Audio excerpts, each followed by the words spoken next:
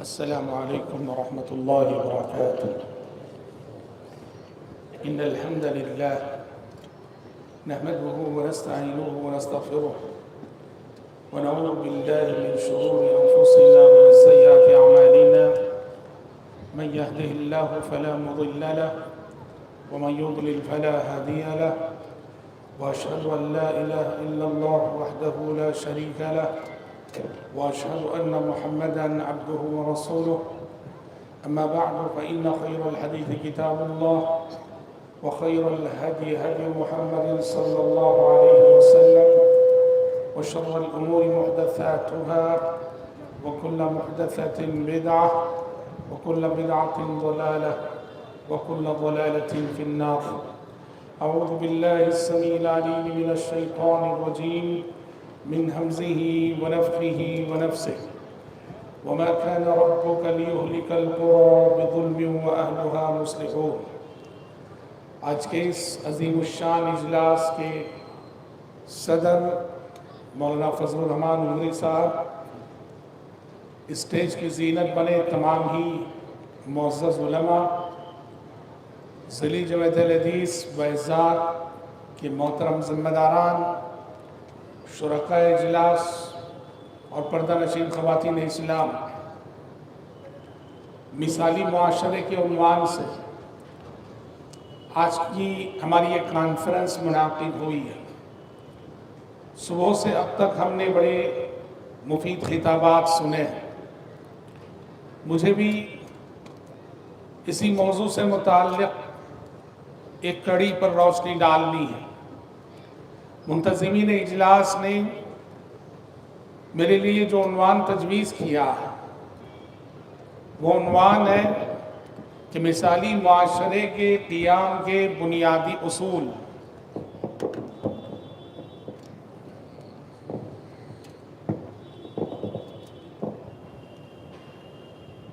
حضرات، معاشرہ اور سماج جس میں کہ ہم جیتے ہیں، اس کے ماحول کو مثالی بنانا، اچھا بنانا، یہ ہم سب کی ذمہ داری ہے. اگر ہم صرف اپنی ذات کی حد تک رہے کہ میں اچھا ہو جاؤں گا، میں نیک بن جاؤں گا، میرا گھر نیک بن جائے گا، میرے بیوی بچے نیک بن جائیں گے، اور سماج کی فکر نہ کریں، ہم معاشرے کی فکر نہ کریں ہم، تو پھر اس کی قیمت ہمیں یوں چکانی پڑے گی کہ ہماری آنے والی نسلیں معاشرے کے اثرات قبول کر کے دین بیزار ہو سکتی ہے، دین سے دور ہو سکتی ہے، گمراہی کے راستے پر چل سکتی ہے.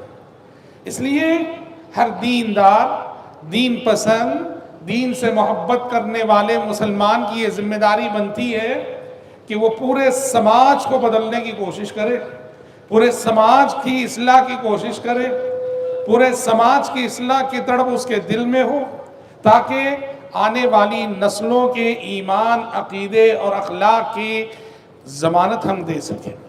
حضرات، آج میں اپنی اس تقریر میں، اپنے اس خطاب میں کچھ ایسے بنیادی نکات کی طرف اشارہ کرنے جا رہا ہوں کہ کسی بھی معاشرے اور سماج کو مثالی بنانے کے لیے وہ بنیادیں کیا ہیں کہ اگر معاشرہ ان بنیادوں پر قائم ہوتا ہے تو اس معاشرے کو ہم مثالی معاشرہ کہہ سکتے ہیں، آئیڈیل سماج کہہ سکتے ہیں. تو اس سلسلے میں آئیے سب سے پہلی بات اور سب سے پہلا نقطہ جہاں سے میں اپنی بات شروع کرنا چاہوں گا کہ دیکھو، کوئی بھی سماج، کوئی بھی معاشرہ اسلامی نقطہ نظر سے اگر وہ مثالی کہلانا چاہتا ہے تو اس کی اولین شرط یہ ہے کہ اس سماج کی ایمانی تربیت کی جائے. ایمانی تربیت، جیسے پیارے نبی صلی اللہ علیہ وسلم نے مکے کی 13 سالہ زندگی میں حضرات صحابہ کرام رضوان اللہ علیہم اجمعین کی تربیت تھی. 13 سال آپ کا پورا فوکس ایمانی تربیت پہ تھا. حلال، حرام، جائز، ناجائز، یہ سارے احکامات مدینے کے 10 سال میں آئے. جماعت کی نماز کا حکم مدینے میں آیا، زکوٰۃ مدینے میں فرض ہوئی، روزے مدینے میں فرض ہوئے، حج مدینے میں فرض ہوا، نکاح، طلاق، خلا کے مسائل مدینے میں آئے. بیع و شراء خرید و فروخت کے احکامات مدینے میں بتائے گئے. سارا کا سارا دین مدینے میں اور مکے کے 13 سال میں آپ صلی اللہ علیہ وسلم کی دعوت کا جو موضوع رہا وہ یہی اصحاب رسول کی ایمانی تربیت، ان کے دلوں میں ایمان کو راسخ کرنا، ایک پوری مومن نسل کو تیار کرنا. تو اصلاح سماج اور مثالی معاشرے کے سلسلے میں پہلا اور اولین قدم یہ ہونا چاہیے کہ معاشرے کی ایمانی تربیت کی فکر کی جائے. اور ایمانی تربیت کا تقاضا یہ ہے کہ معاشرہ توحید پرست ہو، مظاہر شرک سے معاشرہ پاک ہو، معاشرے میں دربار نہ ہو، جھنڈے نہ ہو، آستانے نہ ہو، گنبد گنبد نہ ہو، قبے ابے نہ ہو. معاشرہ صرف اللہ کا غلام ہو، اللہ کی غلامی کا توق اس نے اپنے گلے میں ڈالا ہو، اللہ الہ واحد کا غلام بن کر غیر اللہ کی غلامی سے ہزار بار انکار کرتا ہو. باطل کی خدائی کا انکار کیا ہم نے، باطل کی خدائی کا انکار کیا ہم نے. یہ جرم اگر ہے تو 100 بار کیا ہم نے، یہ جرم اگر ہے تو 100 بار کیا ہم نے.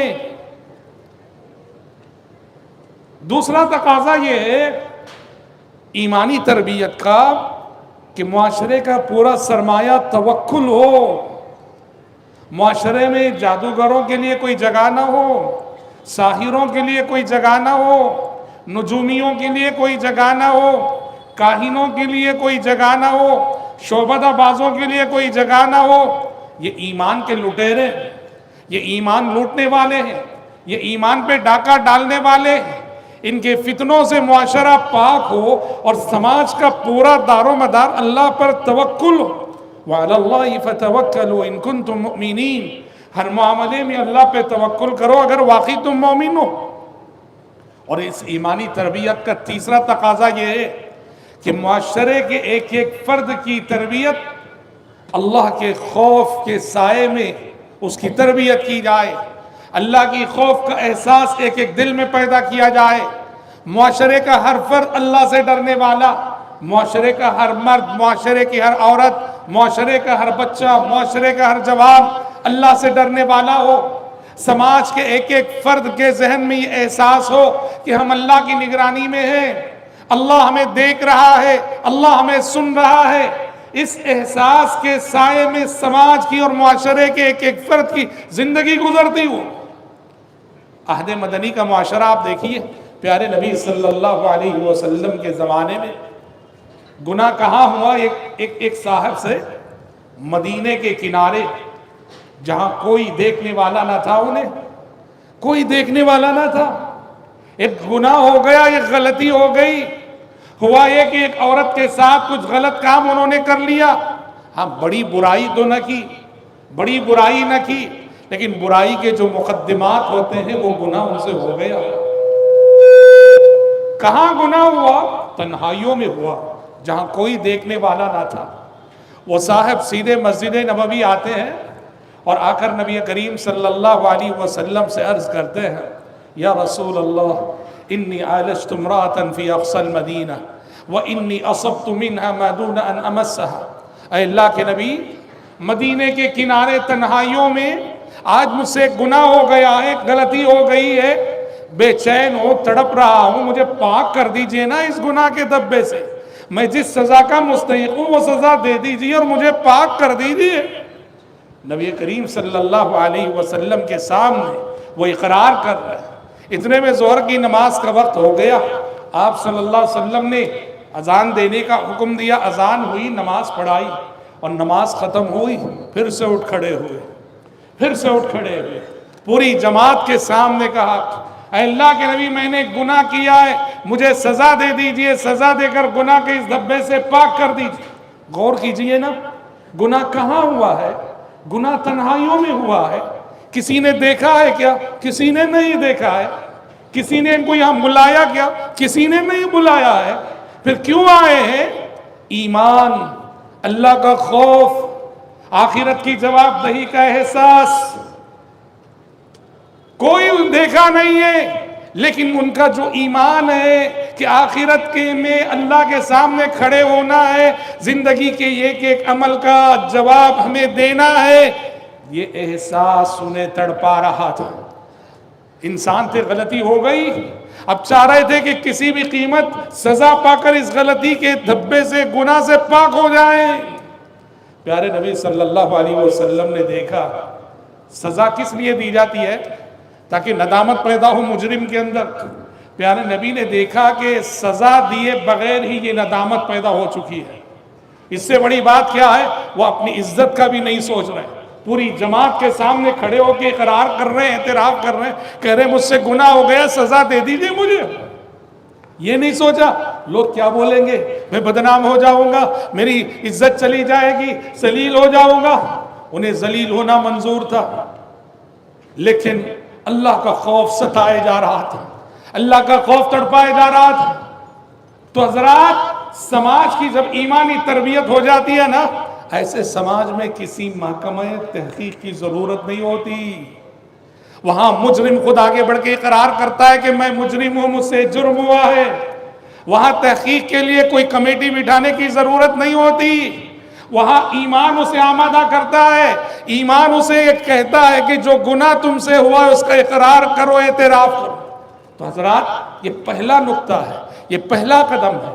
مثالی سماج کی تعمیر ایمان راسخ کے بغیر ناممکن ہے، عقیدہ صحیحہ کے بغیر ناممکن ہے، عقیدہ توحید کے بغیر ناممکن ہے۔ مثالی سماج چاہتے ہو، مثالی معاشرہ چاہتے ہو، تو پھر پورے سماج کی تربیت، ایمانی تربیت بہت ضروری ہے۔ یہ پہلی چیز۔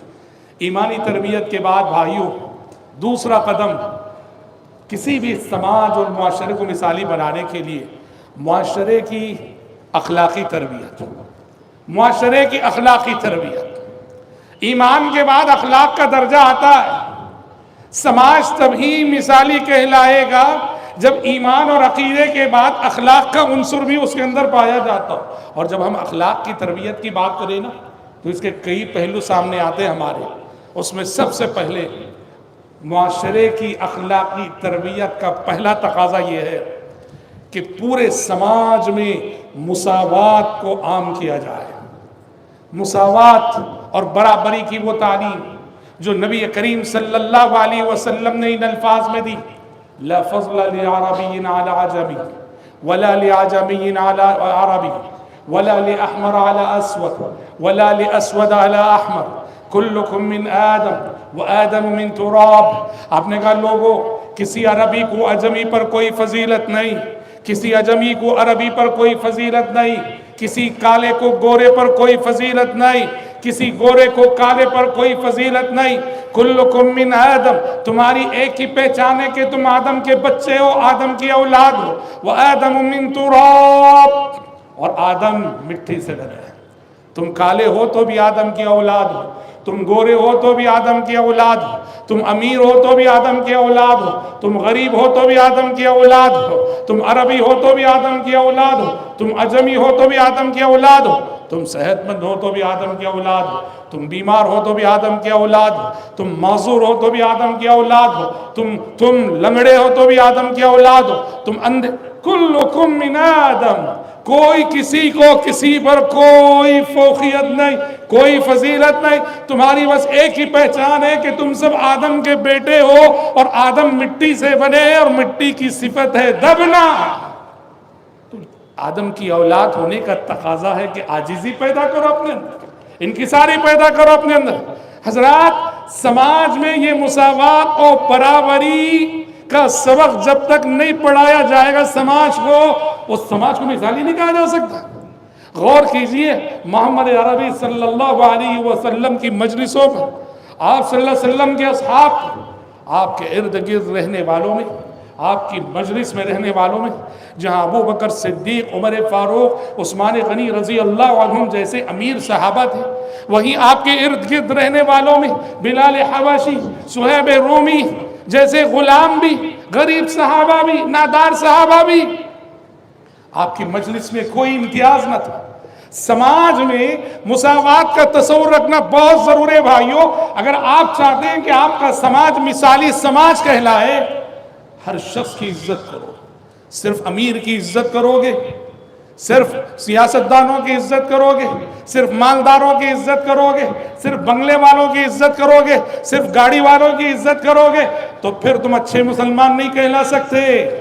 اچھے مسلمان تب کہلاؤ گے امیر کی طرح جب تم غریب کی بھی عزت کرو، مالداروں کی طرح مساکین کی بھی عزت کرو، صحت مندوں کی طرح معذوروں کی بھی عزت کرو۔ سماج کا ماحول ایسا ہونا چاہیے کہ معاشرے کا ایک ایک فرد محسوس کرے، ہاں اس سماج میں میں بھی کچھ وزن رکھتا ہوں۔ ایک معذور بھی محسوس کرے، ہاں اس سماج میں میں بھی کچھ وزن رکھتا ہوں۔ ایک بیمار بھی محسوس کرے، ہاں اس سماج میں میری بھی کوئی قیمت ہے۔ ایک غریب بھی محسوس کرے، ہاں اس سماج میں میری بھی کوئی حیثیت ہے۔ اس کو کہتے ہیں مثالی سماج۔ جس معاشرے میں صرف دولت مندوں کے سر گنے جاتے ہوں، امیروں کے سر گنے جاتے ہوں، اس معاشرے کو مثالی معاشرہ کہنا انسانیت کی توہین ہے۔ محمد عربی صلی اللہ علیہ وسلم کا قائم کردہ جو معاشرہ تھا، اس سماج کا مطالعہ کر کے دیکھو۔ آپ صلی اللہ علیہ وسلم نے سارے صحابہ کے ساتھ کیسا مساوی سلوک کیا۔ آپ نے سب کے دل جیتے، آپ نے سب کو متاثر کیا۔ آپ صلی اللہ علیہ وسلم کے سب گرویدہ ہوئے، کیا غلام، کیا آزاد، کیا مرد، کیا عورت، کیا امیر، کیا غریب، کیا گورے، کیا کالے، کیا عرب، کیا عجم، سب آپ پہ فدا تھے، سب آپ سے اتنا ہی قریب تھے۔ ابن ماجہ میں دیکھیے وہ ایک حدیث آئی ہے، آپ نے سنی ہوگی یہ حدیث، پھر بھی سناتا ہوں میں۔ یہ واقعہ بتاتا ہے کہ پیارے نبی صلی اللہ علیہ وسلم نے مساوات کا کتنا اعلیٰ معیار سماج میں قائم کر رکھا تھا، اور امیروں کی طرح غریب بھی آپ کی نظروں میں کس قدر گنے جاتے تھے، کس قدر محترم تھے۔ ایک صحابی تھے جن کا نام تھا حضرت ظاہر رضی اللہ عنہ۔ کون ہے یہ حضرت ظاہر؟ مدینے کے قریب ایک دیہات تھا، کھیڑا تھا، اس دیہات کے رہنے والے غریب صحابی، اور اللہ نے انہیں بد شکل بنایا تھا، اتنے مقبول صورت نہیں تھے صحابی۔ آپ بتاؤ، جو شخص دیہاتی ہو، غریب ہو، بد شکل ہو، کون اس کو گنتا ہے؟ کون اس کو شمار کرتا ہے؟ کون اس کو اپنے سے قریب کرتا ہے؟ لیکن قربان جائیے محمد عربی صلی اللہ علیہ وسلم پر۔ آپ صلی اللہ علیہ وسلم کو ان صحابی سے بڑی محبت تھی۔ وہ صحابی بھی آپ صلی اللہ علیہ وسلم سے اتنی ہی محبت کیا کرتے تھے۔ کبھی اپنے دیہات سے مدینہ آتے، تم دیہات کی ترکاریاں اور کاریاں لا کے پیارے نبی کو ہدیہ کیا کرتے تھے، اور جب تک مدینے میں رہتے پیارے نبی ان کی مہمان نوازی کرتے، اور جب مدینے سے واپس اپنے دیہات جاتے پیارے نبی بھی انہیں توشہ وشہ بن کے نواز کے بھیجا کرتے تھے۔ ایک مرتبہ کی بات ہے، حضرت ظاہر رضی اللہ عنہ مدینے کی مارکیٹ میں کھڑے ہوئے کچھ بیچ رہے تھے، بزنس کر رہے تھے۔ یہ غریب صحابی، یہ نادار صحابی، یہ دیہاتی صحابی مدینے کی بازار میں کھڑے بزنس کر رہے ہیں، کوئی چیز بیچ رہے ہیں، فروخت کر رہے ہیں۔ آپ صلی اللہ علیہ وسلم نے دیکھا کہ ظاہر ہے، بزنس کر رہے ہیں، تجارت کر رہے ہیں۔ آپ پیچھے سے گئے، خاموشی سے گئے، اور پیچھے سے حضرت ظاہر کی آنکھیں آپ نے بند کر دی، جیسے آنکھ مچولی کا کھیل کھیلا جاتا ہے۔ آپ صلی اللہ علیہ وسلم نے حضرت ظاہر کی آنکھیں بند کر لی۔ حضرت ظاہر نے پہلے تو کہا کون ہے بھائی، کون ہے بھائی؟ حضرت ظاہر کہتے ہیں مجھے بہت جلد یقین ہو گیا کہ یہ نبی کریم صلی اللہ علیہ وسلم کے سوا کوئی دوسرا نہیں ہے۔ اس قدر اپنانے والی شخصیت، اس قدر محبت کا ثبوت دینے والی شخصیت یہ پیارے نبی ہی ہو سکتے ہیں۔ کہتے ہیں کہ جب مجھے یقین ہو گیا کہ میری آنکھ بند کرنے والی شخصیت وہ نبی کی شخصیت ہے، تو میں ایسے ہی کھڑا رہ گیا، بنا حرکت کیے کھڑا رہ گیا، اس لیے کہ پیارے نبی کا سینہ مبارک میری پیٹھ سے لگا ہوا تھا، میری پیٹھ پیارے نبی کے مبارک سینے سے لگی ہوئی تھی۔ میں چاہ رہا تھا کہ نبی سے قربت کی یہ ساعتیں طویل سے طویل تر ہو، دراز سے دراز تر ہو۔ پیارے نبی کو معلوم ہو گیا، اندازہ ہو گیا ہمارے نبی کو، یہ پہچان لیے ہیں مجھے۔ تو آپ صلی اللہ علیہ وسلم نے ازراہ مذاق مارکیٹ والوں سے کہا، آپ نے لوگوں اس بندے کو مجھ سے کون خریدے گا؟ آپ نے کیا کہا مارکیٹ والوں سے؟ لوگوں اس بندے کو مجھ سے کون خریدے گا؟ یعنی وہ آئے تھے بزنس کرنے کے لیے، پیارے نبی نے مذاق میں ان کو خود بزنس کا سامان بنا ڈالا۔ آپ نے مارکیٹ والوں سے پوچھا لوگوں اس بندے کو مجھ سے کون خریدے گا؟ حضرت ظاہر نے کہا اے اللہ کے نبی، مجھے بیچ کر آپ کو کچھ فائدہ ملنے والا نہیں ہے، اس لیے کہ لوگوں کے نزدیک میری کوئی قیمت نہیں۔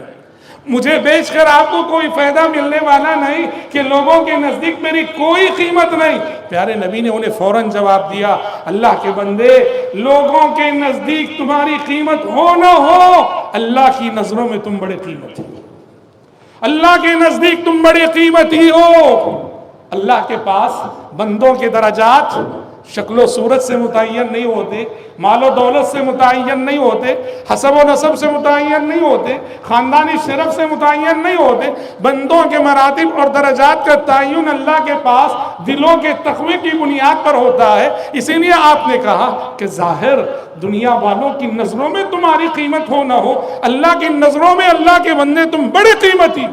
حضرات یہ ایک واقعہ ہے جو بتاتا ہے کہ نبی کریم صلی اللہ علیہ وسلم سے اس معاشرے کے غریب بھی کتنا قریب تھے۔ آپ جیسے امیروں کو اپنایا کرتے تھے، غریب صحابہ بھی آپ سے کتنے نزدیک تھے۔ اس لیے یاد رکھنا سماج میں مساوات بہت ضروری ہے، اور اس کے لیے سب سے پہلے یہ مساوات کا نظام، یہ مساوات کا تصور اپنے خاندانوں میں لاؤ۔ سبھی رشتہ داروں کی عزت کرو، امیر اور مالدار رشتہ داروں کی عزت کرنا، دعوت پہ دعوت کرنا، غریبوں کو سال سال تک مڑ کے بھی نہ دیکھنا، یہ اخلاق کی توہین ہے۔ اپنے خاندانوں کے نظام کو مساوات کی بنیاد پر استوار کرو۔ اسلامی مساوات کا ثبوت پہلے گھر گھر خاندان خاندان میں دو گے تو پھر پورے سماج میں مساوات کا یہ تصور عام ہوگا۔ اور حضرات، مساوات کے بعد معاشرے کی اخلاقی تربیت کا دوسرا تقاضا یہ ہے کہ معاشرے کے افراد کے درمیان باہمی الفت، محبت، اخوت، بھائی چارہ، غمخواری، ہمدردی کی فضا ہو، ایک دوسرے کے تعاون کرنے کا جذبہ ہو، ہر شخص کو دوسروں کے تعلق سے ہیلپنگ نیچر کا حامل ہونا چاہیے۔ خود غرض نہ بنو، خود غرض نہ بنو۔ مومن خود غرض نہیں ہوا کرتا ہے، مومن خود غرض نہیں ہوا کرتا ہے۔ ہم اس امت کے افراد ہیں جس امت کا تعارف ہی ہے اخرجت للناس۔ یہ امت برپا کی گئی ہے انسانیت کے لیے، یہ امت برپا کی گئی ہے لوگوں کی بھلائی کے لیے۔ اخرجت للناس جس امت کی پہچان ہے، اس امت کے افراد ہیں ہم۔ لہذا سماج اور معاشرے کے افراد کے تعلق سے ہمارے دل میں غمخواری کا جذبہ، ہمدردی کا جذبہ ہونا چاہیے، اور پورے سماج کو باہم شیر و شکر کیسا ہونا چاہیے جانتے ہیں؟ لسان نبوت نے کہا مثل المؤمنین فی توادہم وتراحمہم وتعاطفهم كمثل الجسد إذا اشتكى منه عضو تداعى له سائر الجسد بالسهر والحمى۔ کہ اہل ایمان کی مثال آپس میں ایک دوسرے کا درد بانٹنے میں، آپس میں ایک دوسرے کا دکھ بانٹنے میں، آپس میں ایک دوسرے کی غمخواری میں، آپس میں ایک دوسرے کی ہمدردی کرنے میں، اہل ایمان کی مثال ایک جسم واحد کی مانند ہے کہ اگر جسم کے ایک عضو کو تکلیف ہوتی ہے تو سارا بدن سوتا نہیں ہے اس ایک عضو کی تکلیف کی وجہ سے۔ اس لیے بھائیوں، جانتے ہو مثالی سماج کے مثالی فرد اگر ہو، کسی مجبور کو دیکھنے کے بعد آپ کو نیند نہیں آنی چاہیے، کسی مسکین کی ضرورت آپ کے علم میں آنے کے بعد آپ کی نیند اڑ جانی چاہیے کہ جب تک اس کو کھلا نہ دوں، پلا نہ دوں، اس کی ضرورت پوری کر نہ دوں، مجھے چین نہیں آئے گا۔ یہ وہ اخلاق ہیں جن اخلاق کی بنیاد پر پیارے نبی نے معاشرے کے افراد کی تربیت کی ہے۔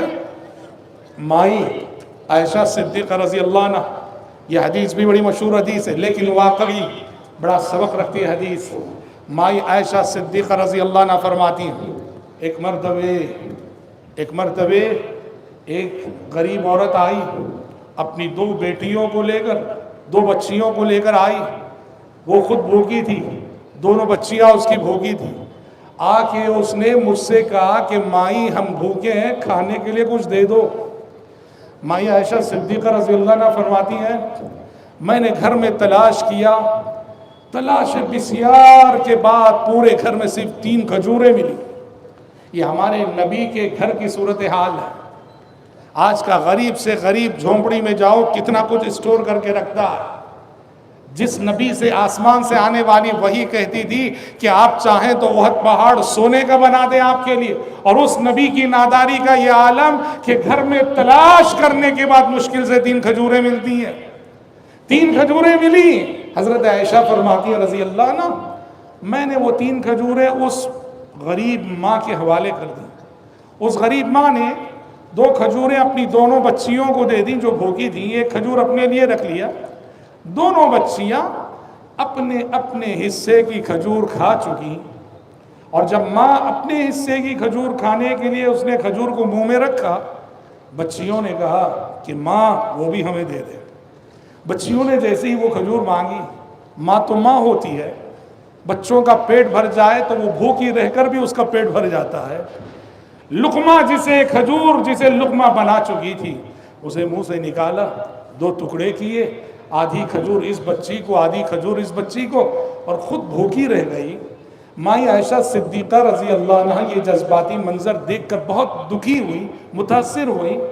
پیارے نبی صلی اللہ علیہ وسلم جب آئے، حضرت عائشہ صدیقہ رضی اللہ عنہا نے پیارے نبی سے عرض کیا اللہ کے نبی ایک غریب خاتون آئی تھی اپنی 2 بھوکی بچیوں کو لے کر، اس نے کھانے کے لیے کچھ مانگا، 3 کھجوریں ملی، 2 کھجوریں اس نے اپنی بچیوں کو کھلا دی، اور اپنے حصے کی کھجور جب اس نے کھانی چاہی بچیوں نے وہ بھی مانگ لیا، ماں بھوکی رہ گئی اور اس کھجور کو بھی اپنی بچیوں کو کھلا دیا۔ آپ صلی اللہ علیہ وسلم نے کہا عائشہ جانتی ہو اس ایک کھجور نے اس ماں کو نار جہنم سے آزادی دلا دی، اس ایک کھجور نے اس ماں کو نار جہنم سے آزادی دلا دی۔ جذبہ غمخواری کی اہمیت شریعت کی نظر میں، غریبوں سے ہمدردی کی اہمیت شریعت کی نظر میں، یاد رکھنا محترم بھائیوں، دنیا کی بہت بڑی دولت کیا ہے کہ تمہارے دل کی دھڑکنوں میں غریبوں کا درد ہونا چاہیے۔ اقبال نے کہا تمنا درد دل کی ہو تو کر خدمت فقیروں کی، تمنا درد دل کی ہو تو کر خدمت فقیروں کی، نہیں ملتا یہ گوہر بادشاہوں کے خزینوں میں۔ پیارے نبی نے دعا کی، اللہ اکبر، اللہ نے آپ کو سکھائی خواب میں دعا کیا کیا مانگنا ہے اللہ تعالیٰ سے۔ ہم نے بہت ساری چیزیں مانگی ہوں گی، اللہ جب نبی کو خواب میں ایک دعا سکھاتا ہے تہجد کی حالت میں، اس میں کیا مانگنے کی تعلیم ہوتی جانتے ہیں؟ اللہم انی اسألک فعل الخیرات وترک المنکرات وحب المساکین۔ اے اللہ میں تجھ سے اچھے کاموں کے کرنے کی توفیق مانگتا ہوں، برے کاموں سے بچنے کی توفیق مانگتا ہوں، اور اے اللہ میں تجھ سے سماج کے غریبوں کی محبت مانگتا ہوں، میرے دل میں سماج کے غریبوں کے تعلق سے محبت ڈال دے۔ یہ کتنی بڑی بات ہے۔ معاشرے میں جب تک انسانوں کے ساتھ، مجبوروں کے ساتھ ہمدردی اور غمخواری کا یہ عنصر نہ ہوگا، معاشرہ مثالی نہیں کہلائے گا۔ اور جب یہ جذبہ پیدا ہو جائے تو آپ جانتے ہیں شریعت نے اس کو کس نظر سے دیکھا ہے۔ بخاری کی ایک حدیث میں فرماتے ہیں آپ صلی اللہ علیہ وسلم الساعی علی الارملة والمسکین کالمجاہد فی سبیل اللہ، الساعی علی الارملة والمسکین، معاشرے کی بیواؤں کے سلسلے میں کوشش کرنے والا، معاشرے کے مسکینوں غریبوں کے سلسلے میں کوشش کرنے والا، یہ اللہ کے راستے میں جہاد کرنے والے کی مانند ہے۔ اللہ اکبر۔ اس میں محترم بھائیوں معاشرے کی اخلاقی تربیت کا پہلا تقاضا تو مساوات ہے، دوسرا تقاضا جذبہ ہمدردی و غمخواری معاشرے کے کمزور اور غریب طبقات کے تعلق سے۔ آپ نے کہا شر الطعام طعام الولیمہ یدعا الیہا من یأباہا ویمنعها من یأتیہا۔ آپ نے کہا بدترین دسترخوان ہے وہ، بدترین دعوت ہے وہ، بدترین ولیمہ ہے وہ جہاں نہیں آنے والے کو تو بار بار بلایا جاتا ہے اور جو آنا چاہتا ہے اسے روکا جاتا ہے. کیا مطلب؟ یعنی بدترین دسترخوان ہے وہ جس پہ صرف امیروں اور مالداروں کو بلایا جائے اور آنے والے غریب کو روکا جائے. غریب آ جائے گا نا ہماری شان گھٹ جائے گی کہ اس کا انٹروڈکشن کرانا پڑے گا کہ یہ بھی ہمارا رشتہ دار ہے, اس سے ہمارا ریلیشن شپ ہے, ہماری شان گھٹ جائے گی. اس لیے ہم نہیں چاہتے کہ غریب رشتہ دار آئے, اور وہ جو امیر ہے اس سے دور کی بھی رشتہ داری مشکل سے نہیں ہے. 10 فون کریں گے, وہ لاکھ نخرے دکھائے گا, 100 فون کریں گے اور کسی طرح اس کو بلانے کی کوشش کریں گے. آپ نے کہا بدترین دسترخوان ہے یہ, بدترین دعوت ہے یہ, بدترین مہمان نوازی ہے یہ. سماج اور معاشرے کے ضعیفوں سے, یتیموں سے, مسکینوں سے, بیواؤں سے, مجبوروں سے ہمدردی پیدا کرو. آپ مثالی انسان ہو, آپ کا گھرانہ مثالی, آپ کا خاندان مثالی اور پورا سماج مثالی بنے گا اگر سماج کی اجتماعی کردار میں یہ صفت اور یہ عنصر آ جائے. اور حضرات ایک اور بات ہم بتاتے چلے, مثالی سماج کی جو اخلاقی بنیادیں ہیں اس میں سے ایک اہم بنیاد یہ بھی کہ سماج میں حق تلفی نہیں ہونی چاہیے. حقدار کو اس کا حق ملنا چاہیے اور آسانی سے ملنا چاہیے. کوئی کسی کا حق نہ مارے, نہ مرد عورت کا حق مارے, نہ عورت مرد کا حق مارے, نہ شوہر بیوی کا حق مارے, نہ بیوی شوہر کا حق مارے. معاشرہ حق تلفی سے آزاد ہونا چاہیے, ہر حقدار کو اس کا حق ملنا چاہیے. بھائی ایسے ہونے چاہیے جو بہنوں کو میراث میں ان کا پورا پورا حق دیتے ہوں. شوہر ایسے ہونے چاہیے جو اپنی بیویوں کا حق مہر پورا پورا ادا کرتے ہو. اور حق تلفی کی بات آئی نا, معاف کیجئے ہم کہنا چاہیں گے بیچاری عورتیں ہمارے سماج کی بڑی مظلوم ہیں. حق تلفی کی اگر بات کریں عورت بہت مظلوم ہے اس معاملے میں. عرب کی عورت اور ہندوستان کی عورت میں ہم نے ایک فرق دیکھا. عرب کی عورت اپنے حقوق سے واقف ہے, حقوق سے واقف ہے, جانتی ہے کہ عورت ہونے کی حیثیت سے میرے کیا کیا حق ہیں, ماں ہونے کی حیثیت سے میرا کیا حق ہے, بہن ہونے کی حیثیت سے میرا کیا حق ہے, بیٹی ہونے کی حیثیت سے میرا کیا حق ہے, بیوی ہونے کی حیثیت سے میرا کیا. عرب کی عورت اپنے حقوق سے واقف ہے اور ضرورت سے زیادہ واقف ہے. اور نہ صرف واقف ہے, عرب کی عورت اپنے حقوق کو مردوں سے منواتی بھی ہے.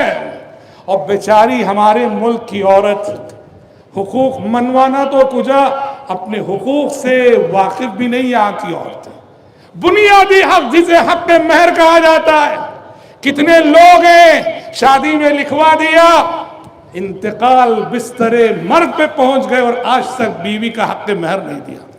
اب نتیجے میں کیا ہوا بھائی, ایک روایت, ایک رسم نے جنم لیا سماج میں.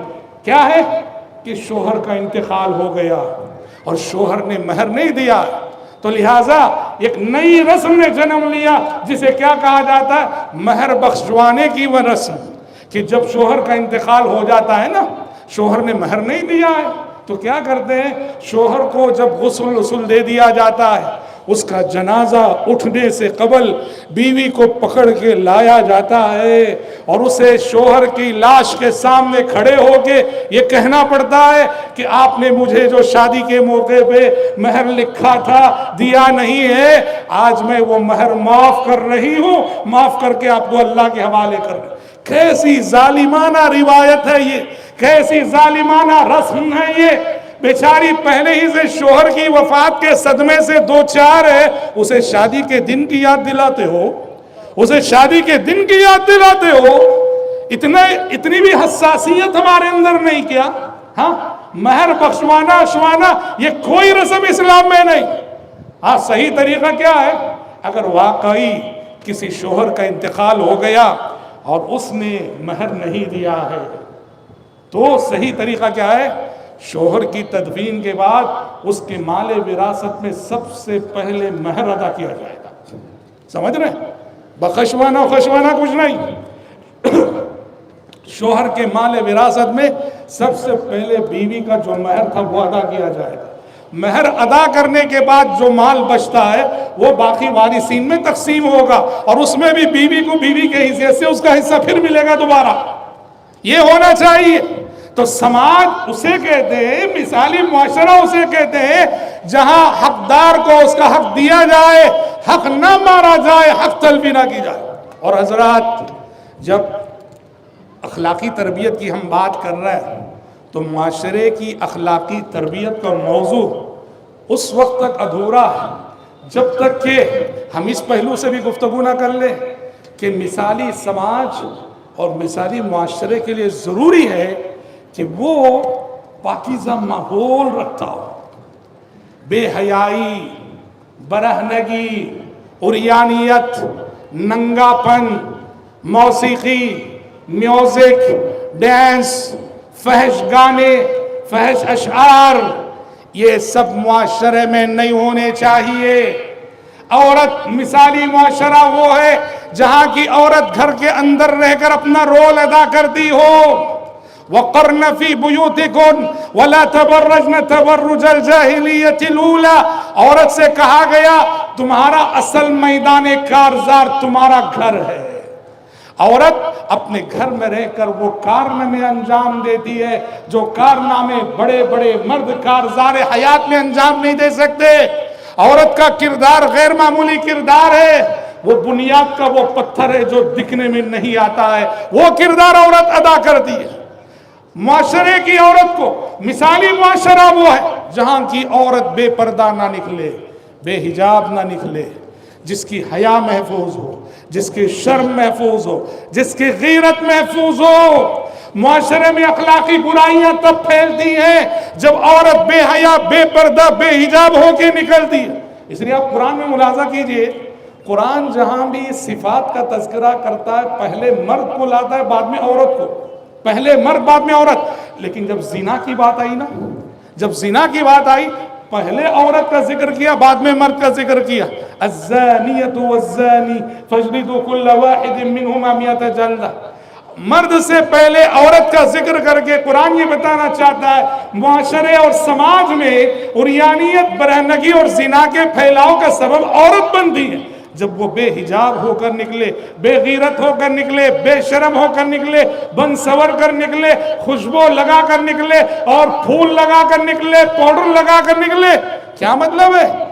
جس کو گھر کے اندر شوہر کے لیے سجنا نہیں آتا، جس کو گھر کے اندر شوہر کے لیے بننا سورنا نہیں آتا، گھر سے باہر نکلتے ہوئے سجنے کا مطلب کیا ہے؟ اس کا خیال معلوم ہو رہا، اس کی فکر معلوم ہو رہی ہے، وہ فکر کا زنا کر رہی ہوتی ہے۔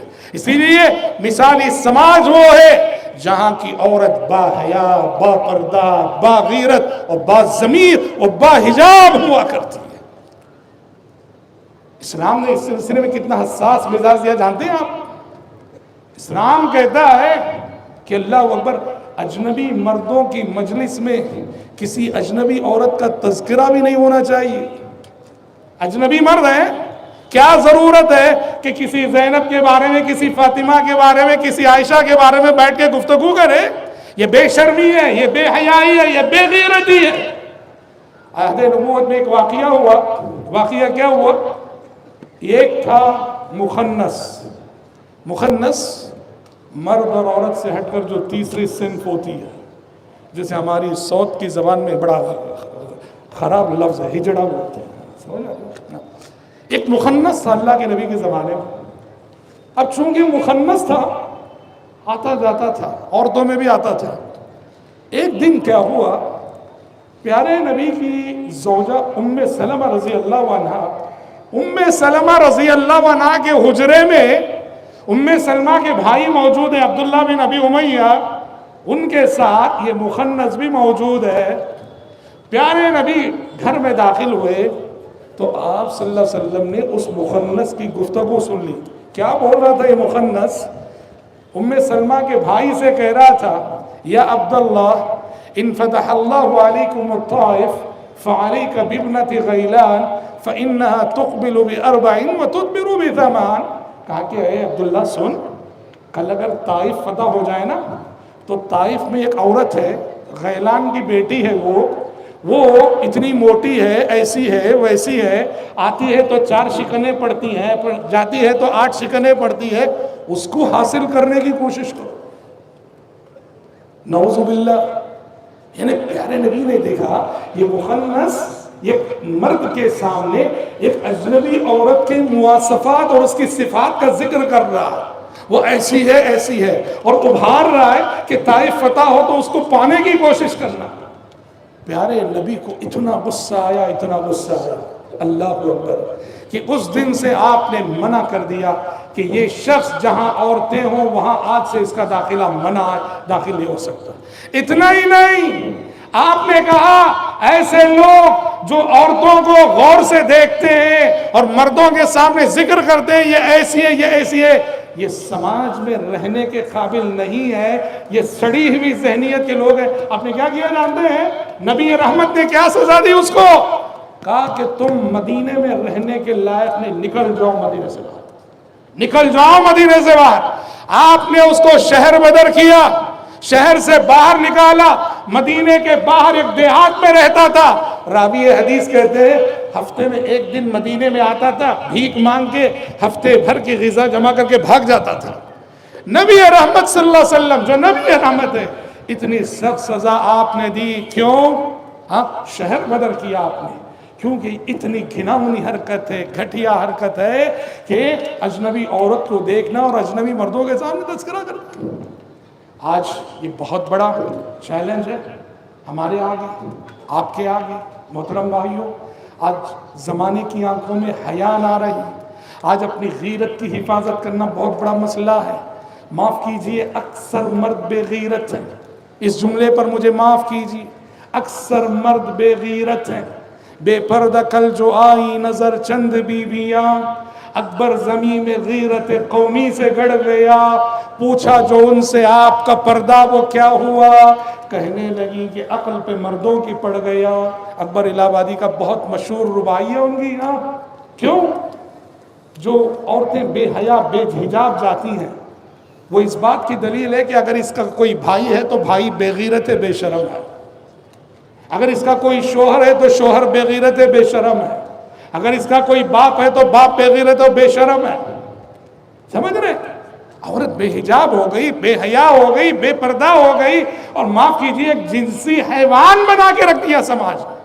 تو ہمارا سماج، ہمارا معاشرہ اس وقت تک مثالی نہیں کہلا سکتا، مثالی نہیں ہو سکتا جب تک کہ بھائیوں ان اخلاقی برائیوں سے معاشرہ پوری طرح سے پاک صاف شفاف ہونا ہو۔ گفتگو کے اختتام پر میں ضروری سمجھتا ہوں یہ موضوع ادھورا ہوگا اس پہلو کو ذکر کیے بغیر کہ دیکھو ہم اور آپ ایک ایسے سماج میں رہتے ہیں جہاں نان مسلم میجورٹی ہے، 80% نان مسلم میجورٹی کے درمیان ہم ایک مائنورٹی اور اقلیت کی حیثیت سے جی رہے ہیں، اور ہم مثالی معاشرے کی تعمیر کی بات کر رہے ہیں۔ تو یاد رکھنا، جب تک ہم یہ 80% میجورٹی سے ہمارے تعلقات کی نوعیت پر گفتگو نہیں کریں گے، اس وقت تک ہم مثالی سماج اور مثالی معاشرے کی تعمیر میں ناکام رہیں گے۔ جب تک ان کا تعاون ہمیں نہ ملے اور ہم ان کے ساتھ تعاون نہ کریں۔ پچھلی تقریروں میں بھی تذکرہ آیا، پیارے نبی صلی اللہ علیہ وسلم کی حیات طیبہ کیا سبق دیتی ہے کہ جب ہم مخلوط معاشرے میں رہتے ہیں جہاں دوسرے عقیدے کے، دوسرے مذاہب کے ماننے والے ہوں، اسلام کہتا ہے کہ انصاف کو قائم کرنے میں، عدل و انصاف کو برتنے میں، ظلم کو ختم کرنے میں، مظلوم کو اس کا حق دلانے میں، ظالم کا ہاتھ پکڑنے میں غیر مسلم کا ساتھ دینا، غیر مسلم کا ساتھ لینا جائز ہے۔ حلف الفضول جو انجمن قائم ہوئی تھی، یہ انجمن غیر مسلمین نے قائم کی تھی، پیارے نبی اس کے ممبر بنے اور اس میں آپ نے اپنا قیمتی تعاون پیش کیا۔ آپ صلی اللہ علیہ وسلم کا یہ اسوہ بتاتا ہے کہ ہم جو اس ملک میں رہتے ہیں ہمارے لیے بہت ضروری ہے کہ سوشل سروس، خدمت خلق کے کاموں میں یہاں کی جو غیر مسلم عوام ہے، ابھی بھی میں بتاتا ہوں کافی کچھ کوششوں کے باوجود بھی یہاں کی نان مسلم کی میجارٹی آج بھی امن پسند ہے، صلح پسند ہے، جو مسلمانوں کے ساتھ اچھے ماحول میں جینا چاہتی ہے۔ سمجھ رہے؟ ہمیں بہت ضرورت ہے کہ اس ماحول کو برقرار رکھیں اور نفرت کا مقابلہ محبت سے کریں۔ ہاں ادفع باللتی ہی احسن فاذا الذی بینک وبینہ عداوۃ کانہ ولی حمیم. برائی کا مقابلہ بھلائی سے کرو، برائی کا جواب بھلائی سے دو گے تو تمہارا جانی دشمن بھی ایک دن جگری دوست بن جائے گا. حضرات پیارے نبی کی اس تعلیم کو اپنانا بہت ضروری ہے. یہاں خدمت خلق کے کاموں میں، ظالم کا ہاتھ پکڑنے میں، مظلوم کا ساتھ دینے میں ہمیں اپنے غیر مسلم برادران وطن کے ساتھ تعاون کرنا چاہیے اور تعاون لینا چاہیے، ان کی مدد کرنا چاہیے، ان کی مدد لینا چاہیے. اب دیکھیں عام طور پر ہندوستان کے ہر شہر میں محکمہ پولیس کیا کرتا ہے؟ پیس کمیٹیاں بناتا ہے، پیس کمیٹی بناتا ہے. ہر سٹی کے لیول پر یا ہر سٹی میں کئی پولیس اسٹیشن ہوتے ہیں، پیس کمیٹیاں بنتی ہیں. ہر سماج، ہر قوم اور ہر مذہب کے کچھ نمائندہ افراد لیے جاتے ہیں اور ان کو ذمہ داری دی جاتی ہے کہ تم اپنے اپنے سماج کے لوگوں کو کنٹرول میں رکھنا. ہمارے لیے بہت ضروری ہے ایسے کاموں میں آگے بڑھ چڑھ کر حصہ لیں، پیس کمیٹی کا ممبر بنے، سماج کو انصاف فراہم کرنے میں اپنا رول ادا کرے، ظالم کا ہاتھ پکڑے، مظلوم کو اس کا حق دلائے. اور اسلام کی تعلیم کیا ہے؟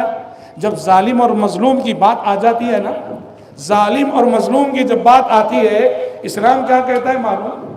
کہ اگر کوئی مسلمان کسی کافر پہ ظلم کرے، کوئی مسلمان کسی غیر مسلم پہ ظلم کرے اور وہ غیر مسلم جس نے ظلم سہا ہے وہ بد دعا کرے تو اس مسلمان کو اس غیر مسلم کی بد دعا لگ جائے. اللہ کے پاس دعا کی قبولیت کے لیے قانون الگ ہے، بد دعا کی قبولیت کے لیے قانون الگ ہے. قبولیت دعا کے لیے ایمان شرط ہے، دعا کی قبولیت کے لیے ایمان شرط ہے. دعا صرف مومن کی قبول ہوگی، دعا صرف موحد کی قبول ہوگی. بد دعا ہر مظلوم کی قبول ہوگی، وہ ہندو ہو، وہ مسلم ہو، وہ کرسچن ہو، کوئی بھی کیوں نہ ہو. تو ظلم شریعت کے نزدیک سخت ناپسندیدہ ہے. لہذا ہمارے لیے بہت ضروری ہے کہ ہم ہندوستان کے سماج میں انصاف کے علمبردار بنیں، ظلم نہ کریں، ظالم کا ساتھ نہ دیں، ہمیشہ مظلوم کا ساتھ دیں. کہ ہمارے نبی کی تعلیم تھی انصر اخاک ظالما او مظلوما، اپنے بھائی کی مدد کرو، ظالم ہو تب بھی، مظلوم ہو تب بھی. صحابہ نے پوچھا اے اللہ کے نبی، ہمارا بھائی مظلوم ہو تب اس کی مدد کرنے کے معنی تو سمجھ میں آ رہا ہے، ہمارا بھائی ظالم ہو تب اس کی مدد کرنے کا مطلب کیا ہے؟ آپ نے کہا ظالم کی مدد کرنے کا مطلب یہ ہے کہ اسے ظلم کرنے سے روکو، ظلم کرنے سے منع کرو. تو حضرات یہ آخری نقطہ ہمارے لیے انتہائی ضروری ہے، اس پر توجہ دینے کی ضرورت ہے. میں اپنی گفتگو کو زیادہ طول نہ دیتے ہوئے انہی چند نکات پر سمیٹتا ہوں اور اللہ رب العزت سے دعا کرتا ہوں کہ پروردگار عالم اس نے آج ہمیں اس اجلاس میں جس طرح کتاب و سنت کی باتیں سننے کے لیے اس نے اکٹھا کیا، جمع کیا، کل روز قیامت محض اپنے فضل و کرم سے ہم سب کو اسی طرح جنت الفردوس میں اکٹھا فرمائے. اللہم آمین. اور گفتگو کے اختتام پر منتظمین اجلاس کا میں شکر ادا کرتا ہوں اور ضلعی جمعیت الحدیث کے تمام ذمہ داروں کا شکر ادا کرتا ہوں اور خصوصاً ہمارے بھائی عفان عمری کا شکر ادا کرتا ہوں بہترین انتظامات کے لیے اور ایک بہترین اور کامیاب پروگرام کے لیے. اللہ رب العزت آپ سب کی محنتوں، کوششوں، کاوشوں کو قبول فرمائے اور انہیں ثمر آور بنائے. اللہم آمین. وصلی اللہ وسلم علی خیر خلقہ محمد وآلہ وصحبہ اجمعین.